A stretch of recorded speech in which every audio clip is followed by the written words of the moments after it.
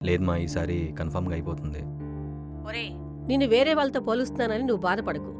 నీకో చిన్న విషయం చెప్పనా? అదే మన అఖిలున్నాడు కదా, వాళ్ళ మామయ్య దుబాయిలో ₹1,00,000 జీతం వచ్చేటట్టు మంచి ఉద్యోగం చూశాడంట. కాని అసలు దాన్ని వాడు పట్టించుకోలేదు.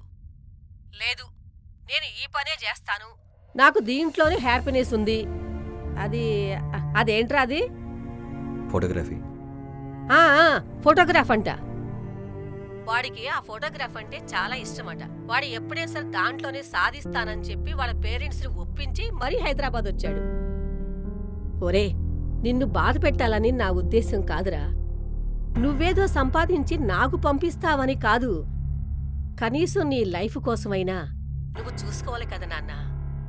జాబు విషయమైనా డబ్బు విషయమైనా చూడు, ఏదైనా సరే మనం ఒకరి మీద ఆధారపడకూడదు. చులకనైపోతావు నాన్నా.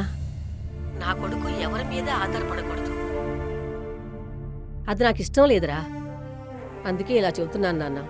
సరే, ఇలా చెప్పానని నువ్వే అనుకోకు. జాగ్రత్త. ఓకే అమ్మా, బాయ్.